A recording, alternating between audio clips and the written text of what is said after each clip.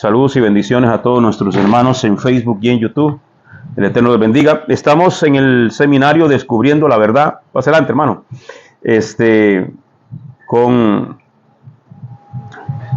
Y estamos en el tercer tema, el arca de Noé y el diluvio, el cual iniciamos la semana pasada. Amén. Y vamos a hacer un pequeñísimo repaso así rápidamente. Estuvimos hablando de que, por qué fue el motivo, ¿verdad?, que el Eterno decidió traer juicio sobre la faz de la tierra y por qué razón. Pasen adelante, hermanos, tomen asiento. Estuvimos hablando, hermanos,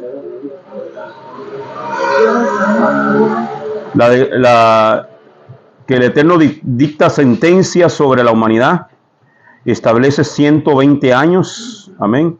Estuvimos hablando de esos 120 años, además de 120 años son 120 jubileos.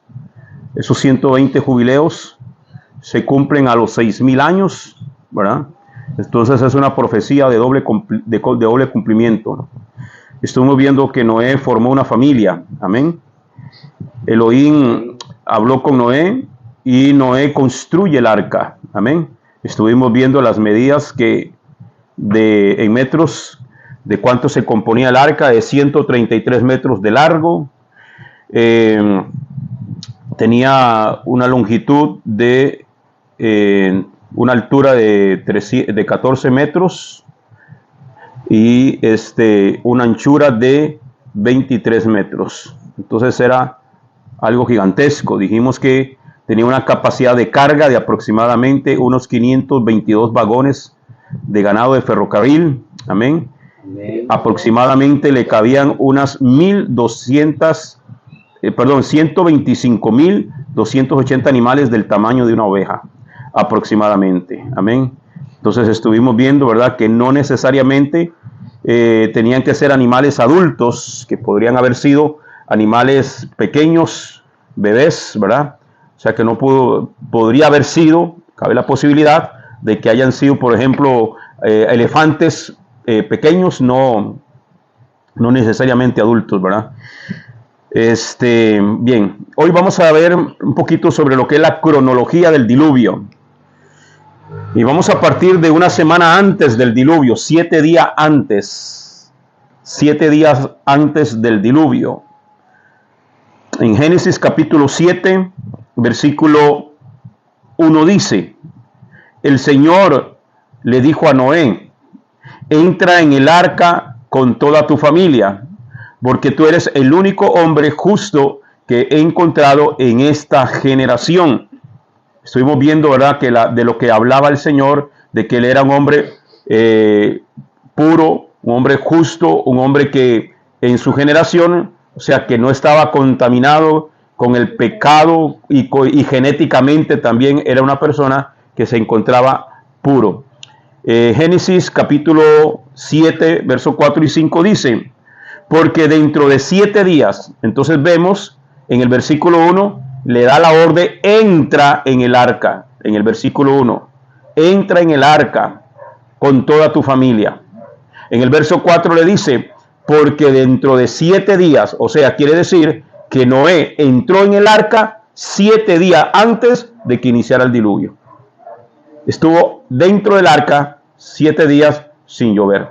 Dice, verso 4 nuevamente: porque dentro de 7 días haré que llueva sobre la tierra durante 40 días y 40 noches, y así borraré de la faz de la tierra a todo ser viviente que hice.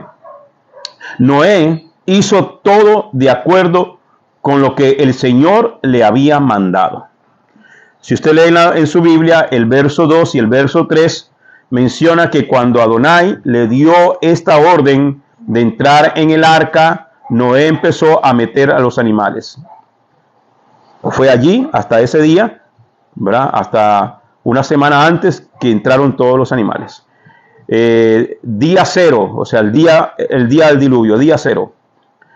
Génesis 7, 10 y 11. Dice: al cabo de los 7 días, las aguas del diluvio comenzaron a caer sobre la tierra cuando Noé tenía 600 años. A los 600 años comienza, o sea, a los 600 años de la vida de Noé comenzó el diluvio. Amén. Verso 11. Cuando Noé tenía 600 años, precisamente en el día 17 del mes segundo. Del mes segundo. Y este mes segundo es Iyar, entre marzo y abril. Iyar. Se reventaron las fuentes del mar profundo y se abrieron las compuertas del cielo. En el libro de Jubileos dice en el capítulo 5, versículo 23, y entró en ella en el año sexto de ese jubileo, en el segundo mes, en la luna nueva del segundo mes. Hasta el día 16 estuvieron entrando en él, y cuanto le hicimos meter en el arca, y el Señor la cerró por fuera el 17 en la tarde. Entonces vemos quién cerró la puerta. Elohim. El Señor cerró la puerta. Lo que estuvimos hablando la semana pasada. Nadie puede cerrar la puerta a la salvación, solamente el Eterno. Amén. Génesis capítulo 7, versículo 12. Dice, la página 76. Página 76 del PDF. Génesis 7, 12 y 13 dice, y cayó la lluvia sobre la tierra por 40 días y 40 noches. En ese mismo día entró Noé en el arca con Sem, Cam y Jafet, hijos de Noé, y la mujer de Noé, y las 3 mujeres de sus hijos con ellos. Día 40 del diluvio. Génesis 7, verso 17 al 20. Estamos viendo una cronología sobre el diluvio. El diluvio cayó sobre la tierra 40 días, 40 noches. Amén. Entonces dice, cayó por 40 días. Cuando crecieron las aguas, elevaron el arca por encima de la tierra. Ahora, se dice que el Eterno abrió la fuente de arriba y la fuente de abajo. Quiere decir que salían chorros de la tierra y chorros del cielo. Entonces imagínense, eso por 40 días se inundó por completo. El verso 8 dice, las aguas crecían y aumentaban cada vez, pero el arca se mantenía a flote sobre ellas. Tanto crecieron las aguas que cubrieron las montañas más altas que hay debajo de los cielos. El nivel del agua subió más de 7 metros por encima de las montañas. Entonces, ¿cuál es la montaña más alta que nosotros podemos conocer o que tengamos referencia? Todos tenemos como referencia el monte Everest, ¿verdad? Entonces, aquí en la gráfica yo les puse de los 5 montes más altos que hay sobre la tierra. El número 1 es el Everest, ¿verdad? El Everest, en las cordilleras del Himalaya, el Everest mide 8.848 metros de alto. Ese es el más alto. El segundo está, se le conoce como el K2 en Karakorum. Ese mide 8.611 metros. El tercero mide 8.586 metros. 8.586 metros. El cuarto mide 5.516 metros. Y el quinto mide 5.482 metros. Esas son las montañas que se tienen por referencia más altas en todo el planeta Tierra. Entonces imagínense que el monte Everest, que es el más alto, son 8.848 metros, súmele 7 metros más. ¿Entiende? A esa altura llegó el agua. O sea, no había un solo monte que no estuviera cubierto. Por eso es que cuando Noé se asomaba por la ventana que estaba en el arca, lo que miraban era agua, agua, agua, agua y agua. Entonces, aquí hay una gráfica, ya les enseñé, de las 5 montañas más altas del mundo. Y la montaña más alta del mundo es el monte Everest, que está en los Himalayas, mide 8.848 metros, o sea, casi 9 kilómetros de alto. Casi 9 kilómetros de alto. ¿Cuántos son 9 kilómetros? ¿De aquí a dónde? De aquí a Roxana son como 4 kilómetros, ¿verdad? 4 o 5 kilómetros. Sí. De aquí a La Rita aproximadamente. ¿Verdad? Esa es la altura más o menos. Imagínense. Y después de ahí, sí, esa es la altura de la montaña más alta. Después de ahí súmele 7 metros, poquito 7 metros más. Entonces, esas son las montañas más altas. Día 150. Día 150. Génesis 7:24 dice: y la tierra quedó inundada 150 días. O sea, 40 días, ¿verdad?, de lluvia, y el agua cubrió 150 días. Génesis 8:3-4 dice: y las aguas decrecían gradualmente, o sea, fueron bajando poquito a poco sobre la tierra, y se retiraron las aguas al cabo de 150 días. O sea, comenzaron a bajar. Y reposó el arca en el mes 7, a los 17 días del mes, sobre los montes de Ararat. Entonces, en el día 50 es donde las aguas dejaron de crecer. 40 días y 40 noches llovió, o sea, 110 días después de los 40 días. El agua de alguna forma seguía creciendo. Tal vez había lluvias esporádicamente, de alguna forma las aguas se movían, la tierra se rompía abajo y el arca seguía flotando. Las aguas seguían allí, pero el día 150, dice la escritura, reposó el arca en el mes 7. Este mes 7 es el mes de Tisri. Y ese mes de Tisri es lo que para nosotros viene siendo entre septiembre y octubre. A los 17 días del mes, sobre los montes de Ararat, el arca chocó contra la cordillera de Ararat, que está entre Turquía y Rusia. Y ahí se estableció.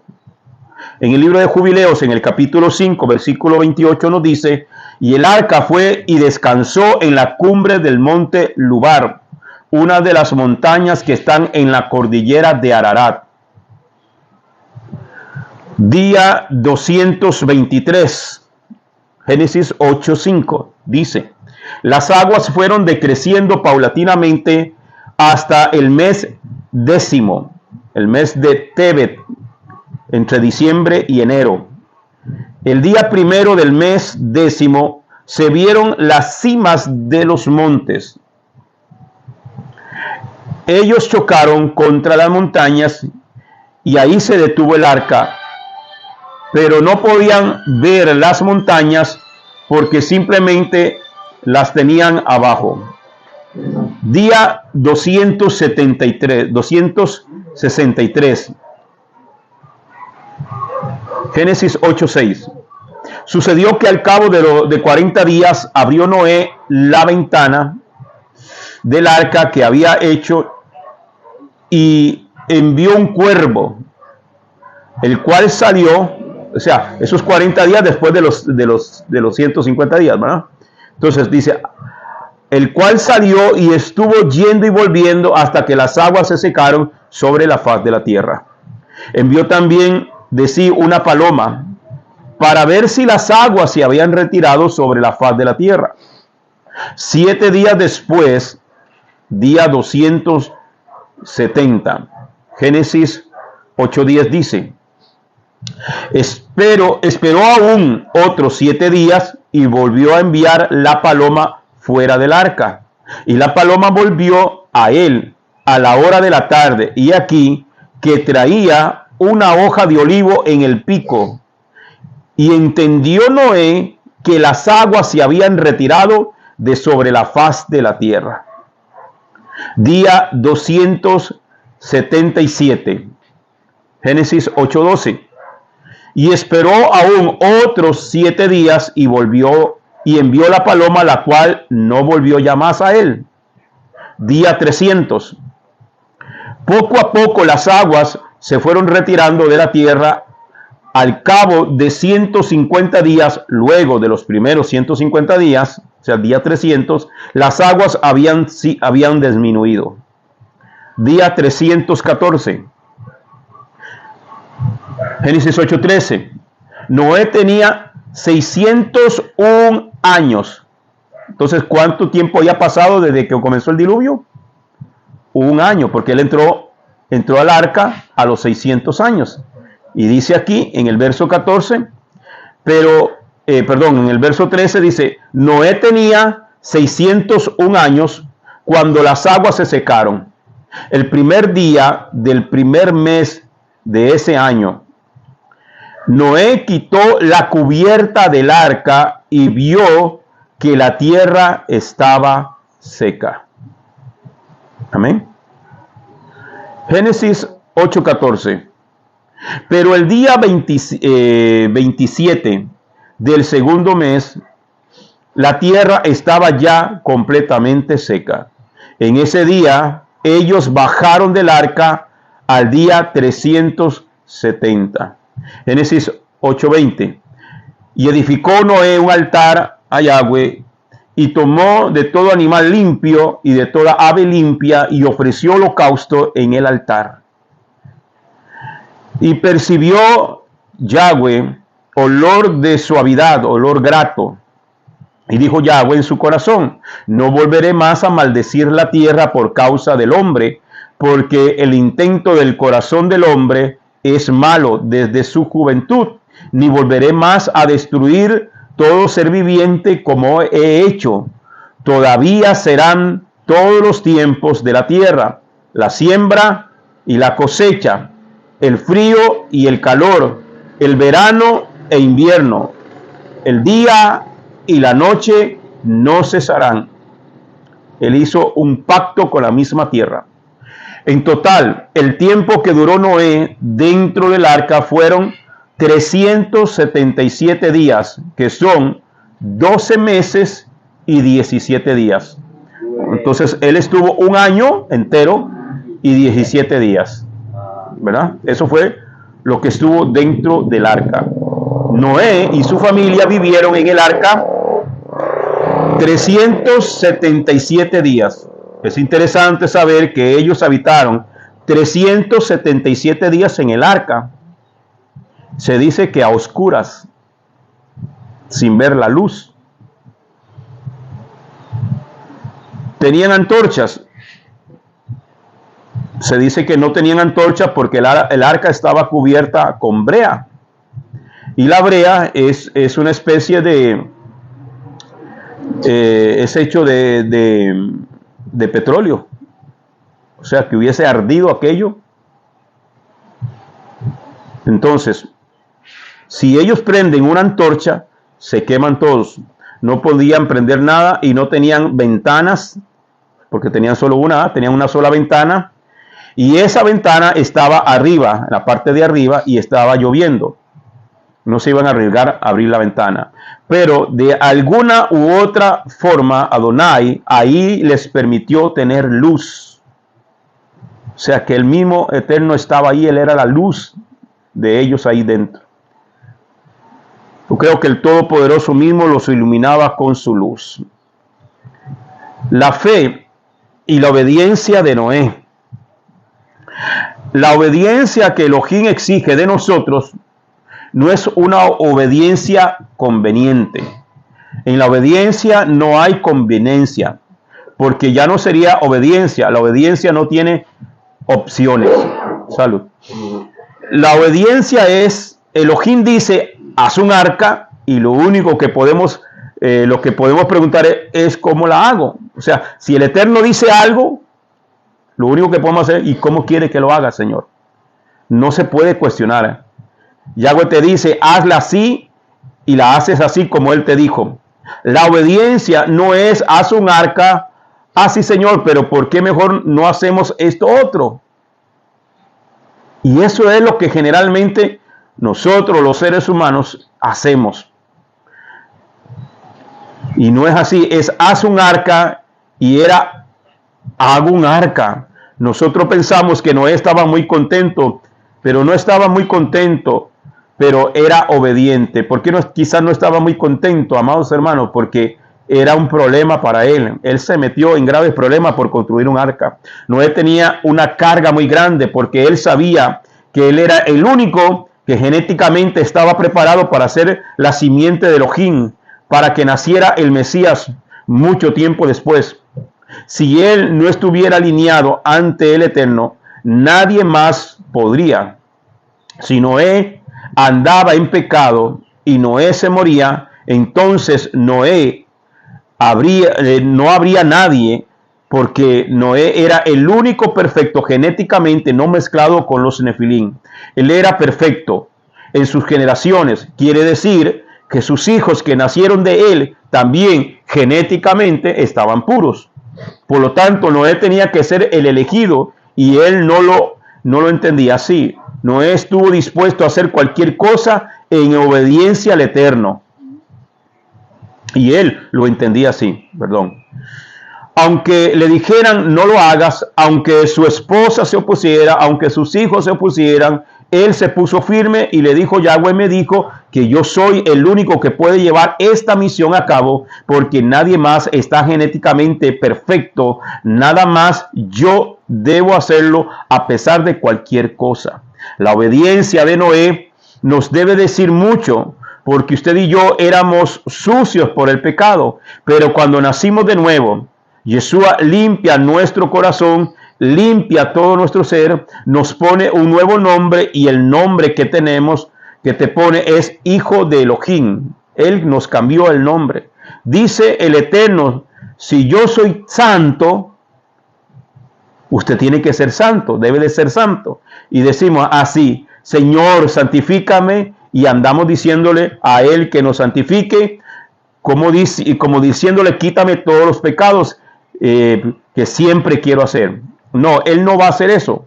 La santificación es que Adonai, la santificación que Él te da, es el nombre nuevo que te ha dado por ser su hijo, y se acabó la historia. Porque de ahí en adelante, nada más el Ruach HaKodesh, el Espíritu Santo, para que usted se santifique, nos dio el Espíritu Santo, el cual nos guía a toda verdad. Él te hizo santo, es decir, si Él te dio un nombre de santidad, te adoptó en su familia, compórtate como los de la familia de Elohim, que son los santos. Eso significa la frase, sé santos porque yo soy santo. Porque a veces queremos transmitirle mi responsabilidad al Eterno. Es que yo soy así porque así Dios quiere. No, hermano. Nosotros tenemos que querer. Nosotros somos los que tenemos que actuar. Tenemos que santificarnos nosotros mismos. Porque Él ya nos santificó. Él ya nos lavó con su sangre. Y solamente mantente puro, mantente santo. Esto significa, yo te di un nombre y un apellido, compórtate a la altura. Usted verá que sed santo porque yo soy santo viene en Levítico cuando habla de las leyes dietéticas. En Levítico capítulo 11 es donde viene la frase sé santo porque yo soy santo. ¿Y cuándo es que dice sé santo porque yo soy santo? Cuando está diciendo no comas de esto, ni esto, ni esto, ni esto, ni esto, ni esto. Sé santo porque yo soy santo. El concepto de santidad tiene dos connotaciones. Número uno, la santidad dada por Yeshua es el nombre nuevo que te dio. Colosenses capítulo 1, versículo 1 y 2. Colosenses 1, 1 y 2. Dice Pablo, apóstol de Yeshua el Mesías, por la voluntad del poderoso, y el hermano Timoteo, a los santos y hermanos fieles en el Mesías que están en Colosa, Gracia y paz a ustedes del poderoso Padre nuestro y del Maestro Yeshua el Mesías. Entonces, ¿qué está diciendo? Pablo le está hablando a los creyentes. Estas cartas que Pablo está enviando a Colosa no se la está enviando a gente común y corriente, se la está enviando a la Quejilá o a la congregación en Colosa, creyentes, y dice ahí, usa la frase a los santos. ¿Ya? La palabra santo es dicha solamente a los verdaderos hijos de Elohim, a los verdaderos creyentes en Yeshua. En ese lugar, ese es un santo. 2. Vivir una vida de santidad. Primera de Pedro, capítulo 1, verso 14 al 16 dice: como hijos obedientes, no se conformen o no se adapten a las pasiones que antes tenían cuando estaban en su ignorancia. Antes bien, así como aquel que los ha llamado es santo, también sean santos ustedes en todo aspecto de su manera de vivir. No dice en algunas cosas, dice en todas, en nuestra forma de actuar, en nuestra forma de hablar, amén, en nuestra forma de expresarnos. Usted sabe que en el mundo espiritual hasta las bromas se toman en serio. Y a veces uno por bromista dice cosas como juego. Y en el mundo espiritual no hay juego, ni con Dios ni con el diablo. Lo que sale de su boca, por eso la Escritura dice que de toda palabra, toda palabra que sale de nuestra boca, el día del juicio se dará cuenta al Padre. Toda. Tanto así que el mismo Yeshua dice que el que le dice fatuo a su hermano será culpable en el juicio. ¿Y qué significa la palabra fatuo? ¿Ah? Sí, la tradujeron como necio, la tradujeron como tonto, pero el original dice estúpido. ¿Ya?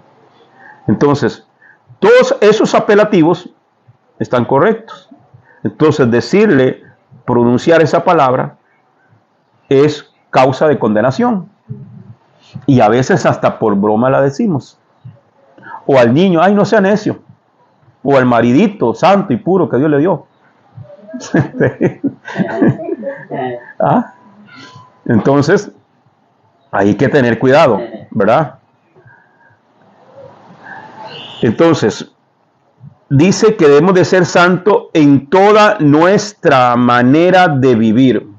Porque está escrito, sean santos porque yo soy santo.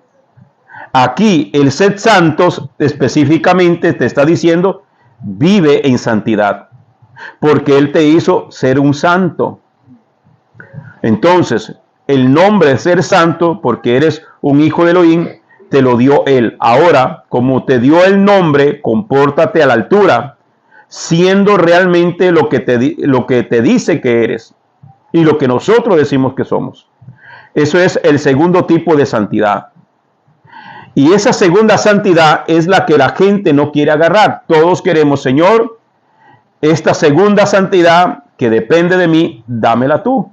Porque queremos pasarle la responsabilidad al Señor. No, Él ya nos dio una santidad a través de su Hijo. Ahora, compórtate como un santo.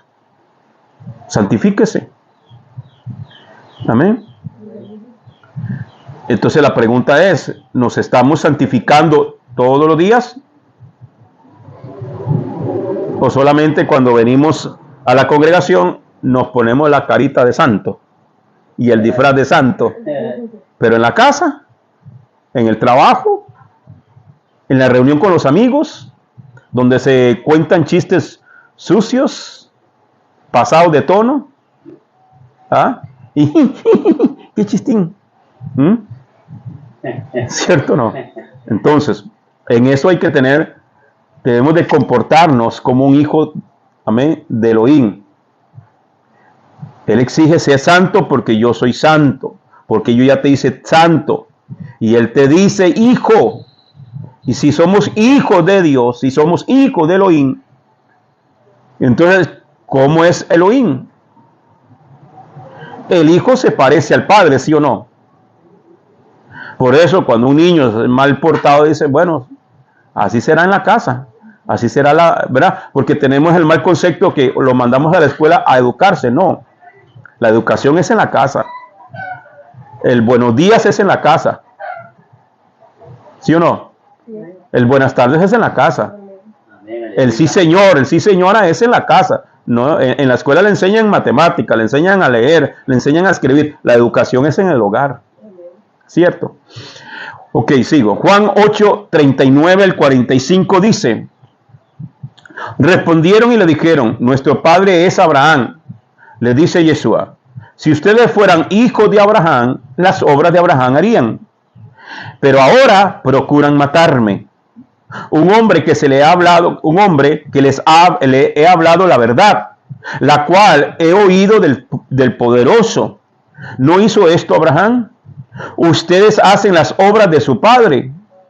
Pero no le dice quién es su padre. Le dijeron entonces, nosotros somos nacidos, no somos nacidos de fornicación. Un padre tenemos que es el poderoso. Verso 42, Yeshua entonces le dijo, si su padre fuera el poderoso, ciertamente ustedes me amarían, porque yo del poderoso he salido y he venido. Pues no he venido de mí mismo, sino el que me envió. Si él me envió. Porque no reconocen mi lenguaje, porque no pueden oír mi palabra. Ustedes de su padre el diablo son. ¿Y a quién le estaba diciendo esto? No se lo estaba diciendo a gentiles, se lo estaba diciendo a judíos. Y no se lo estaba diciendo a cualquier judío, se lo estaba diciendo a los principales de religiosos de la época. Y les está llamando hijos del diablo. Porque el que no es hijo de Dios, ¿de quién es hijo? Si usted dice ser hijo de Dios y no se comporta como un hijo de Dios, entonces, por más que digamos que somos hijos de Dios, lo que estamos demostrando es que somos hijos de ¿quién? Ya usted lo dijo, porque no digan que yo le dije hijo del diablo. Amén. Entonces, ustedes de su padre el diablo son, y los deseos de su padre quieren cumplir. El homicida ha sido desde el principio y no permaneció en la verdad, porque no hay verdad en él. Cuando habla mentira, de suyo habla, porque es mentiroso y padre de mentira. Y porque yo digo verdad, ustedes no me creen. Entonces, amados hermanos, si Satanás es padre de mentira, ¿de quién es hijo una persona que le gusta estar mintiendo? Diablo. Ahí está don David, habló. Hermano, y a veces mentimos, a veces se miente como por deporte, ¿verdad? Sin necesidad de mentir. Uy, hermano, no vine al culto, no vine a la enseñanza, hermano, porque viera, se me metió el agua. Y hermano, una gotita que tenía en el techo y dice que le vino un chorro de agua. Mentira. Es mejor que diga, hermano, no voy a ir porque no quiero ir, porque estoy cansado, por lo que sea, pero no invente cuento. Fueron los amenes. Amén. Cualquier cosa, hermano, pero, o sea, diga la verdad. Aprendamos. Me mezclo, me incluyo. Aprendamos a hablar siempre con la verdad.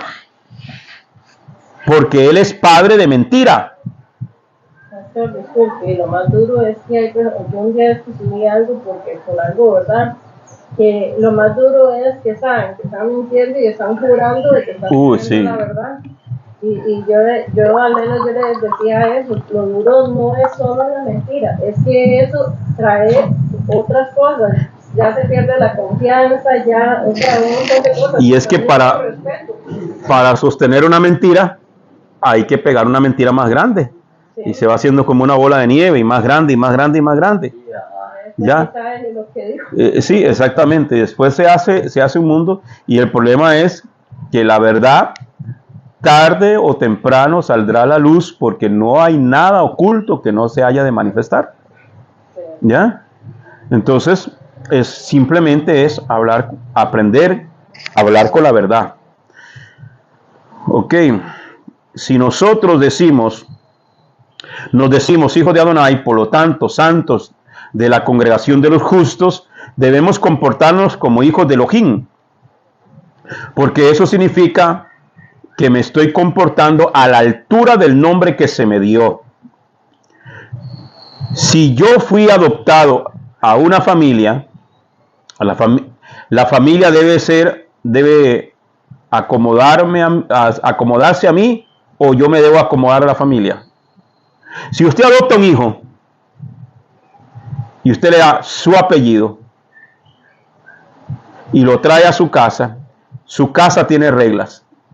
Usted se acomoda a la costumbre de ese niño, o el niño tiene que acomodarse a la costumbre que está en la familia, ¿sí o no? Entonces, yo me debo acomodar a la familia, no la familia a mí. Amén. Entonces, dice Efesios capítulo 2, versículo 19. Así que ya no sois extranjeros ni forasteros, sino que sois conciudadanos con los santos y miembros de la familia de Elohim. Miembros de la familia de Elohim. Entonces, si yo fui adoptado a la familia de Elohim, ¿a quién le corresponde cambiar? ¿A mí? ¿A la familia de Elohim o a mí? A mí me toca cambiar. Tengo que acomodarme a todo lo que tiene la familia de Elohim, las reglas que el Padre ha establecido. Si usted quiere ser más santo, lea la palabra del Eterno, porque la palabra del Eterno de Adonai, el mensaje sin adulteración, siempre te va a enfrentar con tu propia naturaleza. Si nosotros agarramos la Escritura y la estudiamos a conciencia, y no queriendo acomodar la Biblia a mi conveniencia, la Escritura, hermano, bueno, la que usted tenga, lo que dice la palabra de Dios, ¿entiende? Entonces, si usted tiene la palabra de Dios, usted se tiene que acomodar a la palabra de Dios. La palabra es la que nos santifica, su palabra. El Señor oraba por sus discípulos en Juan 17, Señor, santifícalos en tu verdad. Tu palabra es la verdad. Esa es la palabra. Entonces, la palabra del Eterno, el mensaje sin adulteración, siempre te va a enfrentar con tu propia naturaleza y te va a hacer ver que tú estás pecando o que tal vez no estás sirviendo a Yahweh al 100%. Y cada día habrá algo que te va a decir, santifícate más, santifícate más. A través de esta enseñanza hemos estado sacando de nuestras vidas las mentiras que nos heredaron, la forma en la cual nos han enseñado que debemos vivir, pero no es correcta ni es bíblica.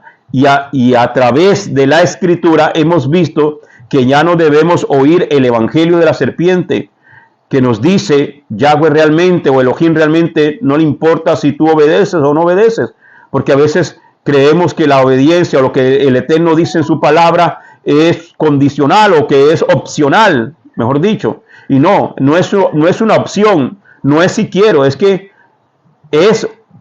tenemos que obedecer lo que Él dice. Satanás dice, no te preocupes, haz las cosas como quieras, y ya hemos visto en el tema de los Nefilim que no debemos mezclar las cosas del Eterno con las cosas del maligno, que no podemos mezclar las cosas santas con las profanas, que no podemos mezclar las cosas del Eterno con las cosas del mundo. Están en el mundo, pero no son del mundo. Nos movemos en este mundo, pero vivimos aparte de este mundo. No podemos seguir la corriente de este mundo. Amén. Y con el tema que hoy estamos viendo, vemos cómo con Noé, si usted no oye a Satanás y no te mezcla, no estás y te estás santificando y te estás santificando, y como Noé eres perfecto porque Él te ha hecho perfecto, entonces Adonai va a exigir de ti lo que de nadie más puede exigir. Cuando usted y yo nos santificamos y vivimos para Él, para agradarlo a Él, no para agradarle a nadie más que a Él, entonces es donde Elohim nos va a elegir, y no solamente nos va a elegir, sino que nos va a exigir lo que a ninguno más le ha exigido. Y nos da misiones especiales, como a Noé: constrúyete un arca. Amén. Porque no tenía, Noé no tenían el nuevo nacimiento en su corazón, porque ninguno era perfecto en sus generaciones. Lo vimos con el tema pasado de los Nefilim, que Noé era el único que estaba puro genéticamente. ¿A quién iba a escoger Dios? A Noé. No había otro en su época, en su generación. Noé era perfecto en sus generaciones. Su ADN no estaba mezclado. Si hay un mezclado, Adonai nunca lo va a mandar a que haga algo. Y hay gente mezclada que quiere hacer muchas cosas y no le salen. Y no van a funcionar, porque lo están haciendo en su propia cuenta. Cuando no obedecemos al Eterno, a lo que Él dice, hermano, si nos metemos en cosas que Él no nos llamó, lo que vamos a hacer es fracasar. Y eso lo vemos en el caso de los cuando mandaron a los 2 espías a inspeccionar la tierra, ¿recuerda? Y que solamente Josué y Caleb dieron un informe positivo de la tierra. Otros 10 dijeron: no podemos, allá hay gigantes, ahí las ciudades son amuralladas, nosotros éramos como langostas y no vamos a poder conquistar, y provocaron que todo el pueblo se rebelara. Y como solamente Josué y Caleb dijeron que sí se podía, hablaron de apedrearlos, los iban a matar ahí mismo. Y cuando el Eterno da sentencia por la desobediencia, le dijeron: no, ya no van a entrar. 40 años van a durar en el desierto. 40 días estuvieron inspeccionando la tierra los espías. 1 año por cada día. 40 años van a rodear la tierra. ¿Y qué hicieron ellos? ¿Qué hizo el pueblo? Cuando el Eterno dictó sentencia, ellos dijeron: no, nos vamos a armar, perdónanos, Señor, y vamos a entrar a la tierra. Y se fueron a pelear y los mataron. Un grupo se fueron y quisieron conquistar, y conquistar sin obediencia al Eterno. La parashá de esta semana, la parashá Corá, o Coré. ¿Por qué Coré se rebeló? ¿O por qué Coré se rebeló y quería el puesto de Aarón y se rebeló contra la autoridad de Moisés? Era rebelándose contra la autoridad del Eterno, porque ya el Eterno había dictado sentencias que iban a caminar en el desierto 40 años y ellos querían poner un líder que los devolviera a Egipto. O sea, querían escapar de la palabra que había salido del Eterno, pero nadie puede escapar de la sentencia del Padre. Amén. Entonces, cuando alguien quiere hacer algo que Dios no le mandó, hermano, Dios no va a estar ahí. El Elohim, y la gente dice: Elohim me habló, pero luego ves que todo lo que hace es completamente profano. Hay gente que lo dice así: hermano, Dios me habló en un sueño, Dios me dijo esto, y luego usted lo ve haciendo cosas que van totalmente en contra de lo que dice la Escritura. Y eso lo vemos en Deuteronomios capítulo 18, vamos a verlo. Deuteronomio 18, 20 al 22. Los falsos profetas.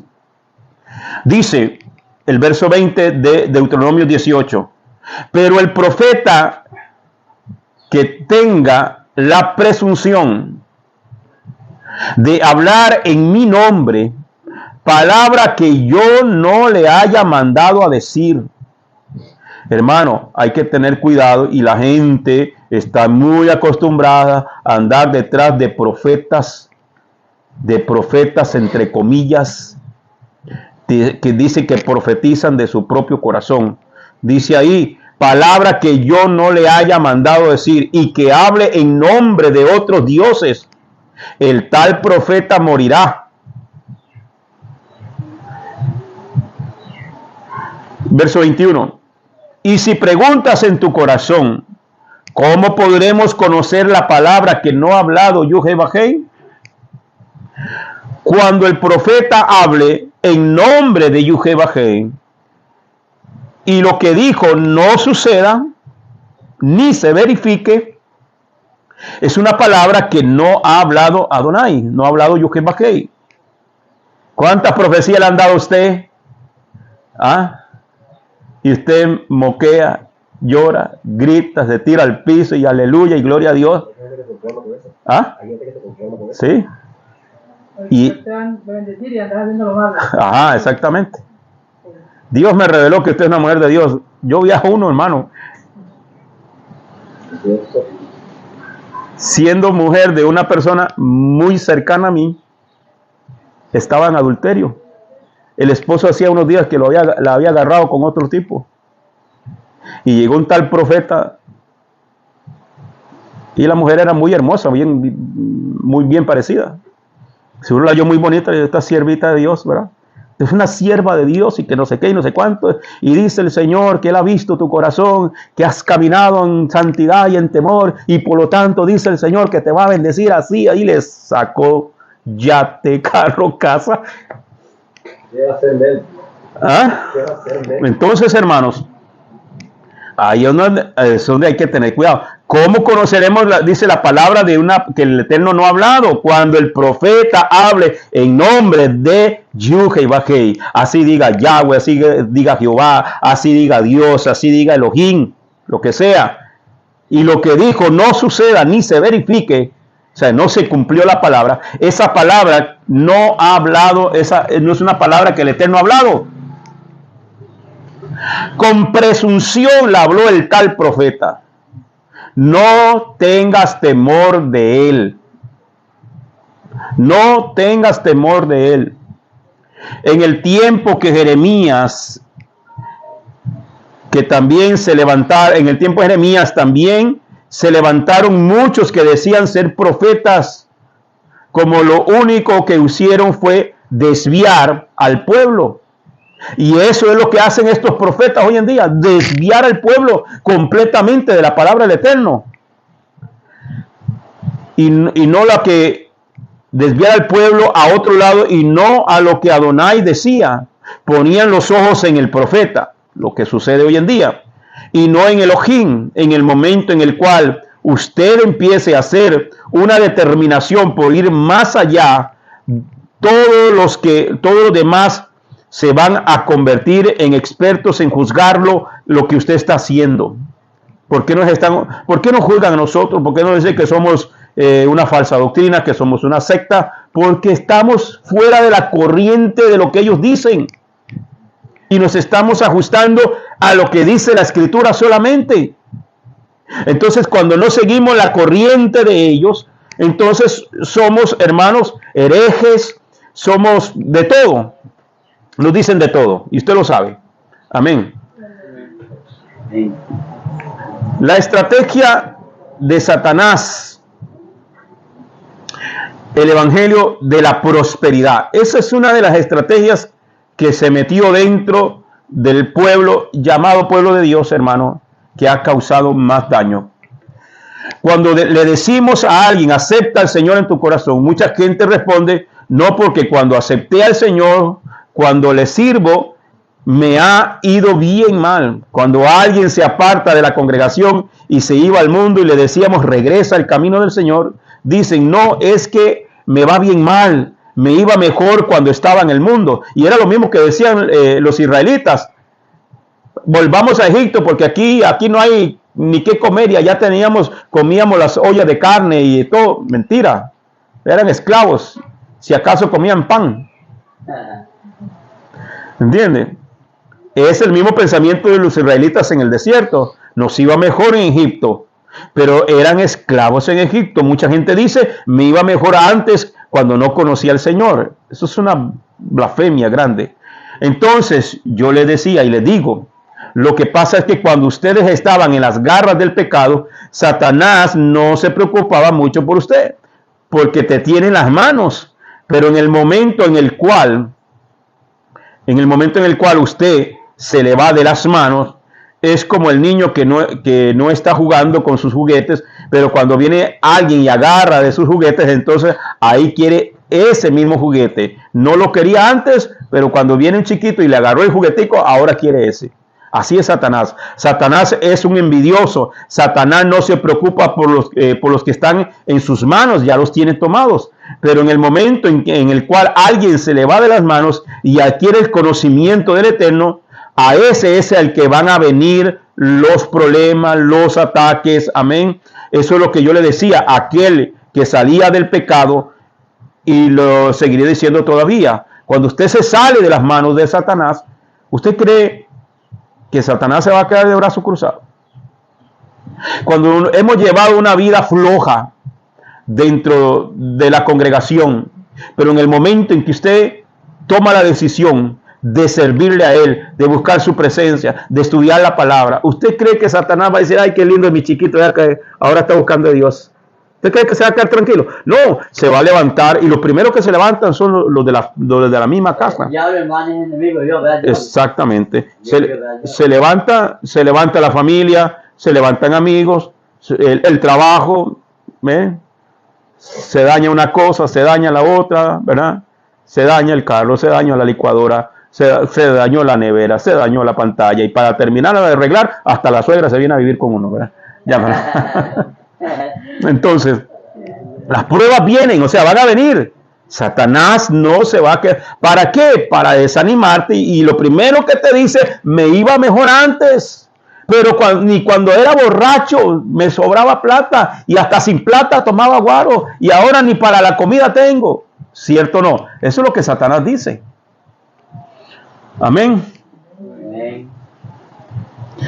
Cuando un cristiano dice, amén, sentirse cómodo en el cristianismo, ¿eh?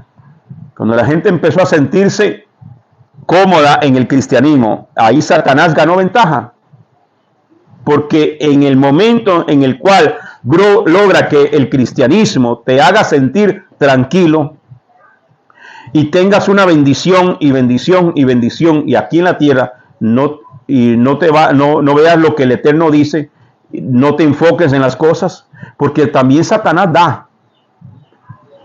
También Satanás da. Y hay momentos, hermano, donde la gente está tan tranquila, nada lo perturba, va a la iglesia, se congrega y está tranquilo, nada le perturba, entra como en un conformismo. Es como darle una pastillita que le calma el dolor un poquito, y la gente está contenta con eso.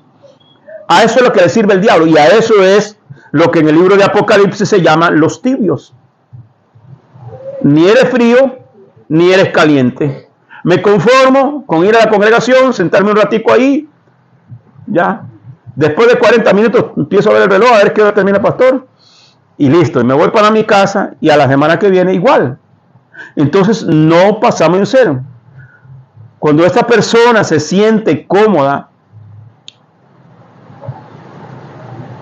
es más peligroso todavía. Amén. Las mentiras heredadas del evangelio de la serpiente dice, yo voy a ir más profundo.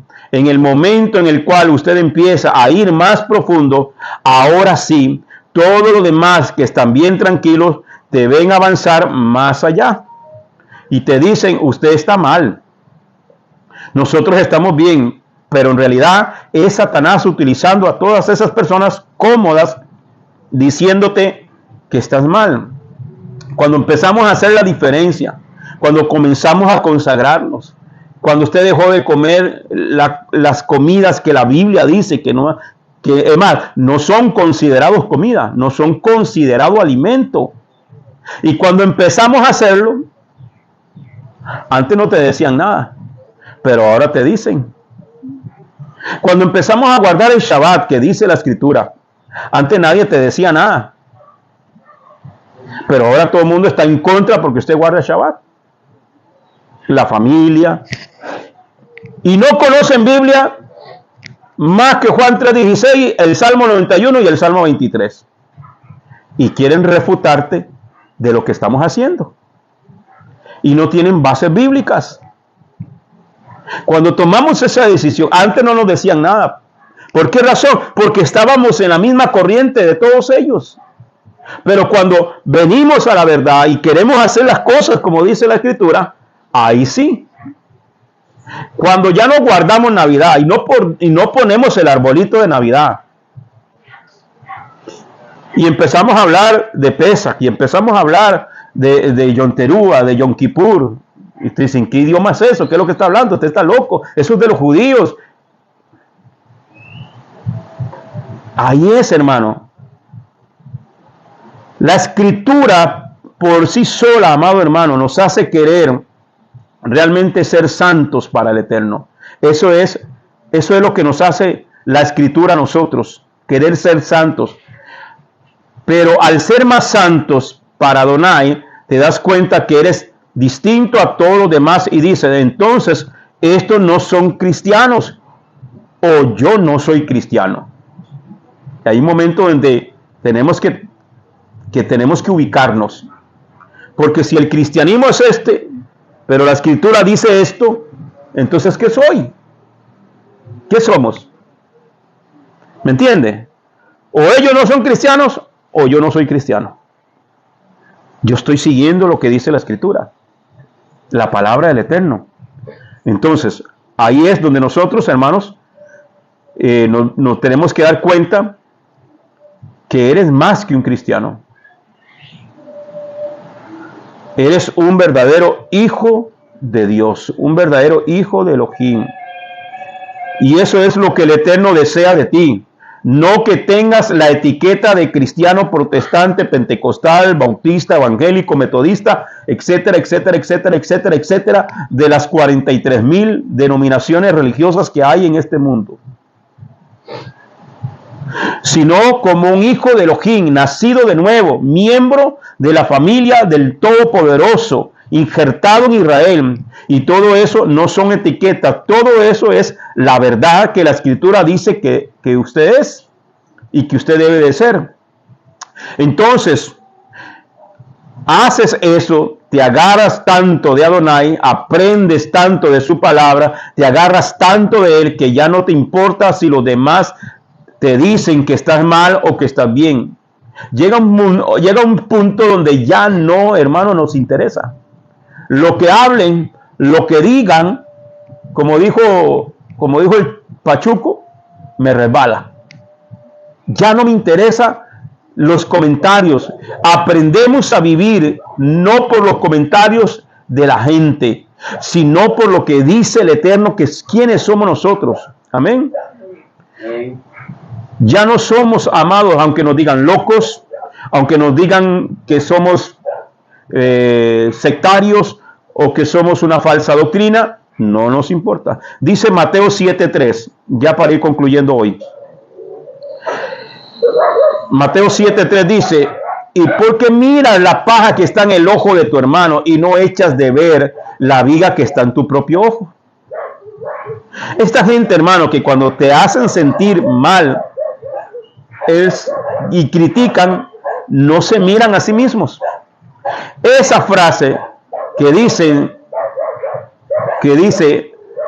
no miran la paja del ojo ajeno y no se dan cuenta de la viga que tiene en el ojo propio, entonces ellos dicen, tú estás mal, pero ellos están peor.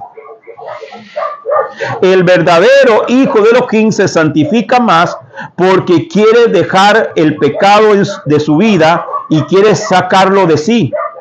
Por eso es que en el libro de Apocalipsis, el Eterno dice, Yeshua dice, el que es santo, santifíquese.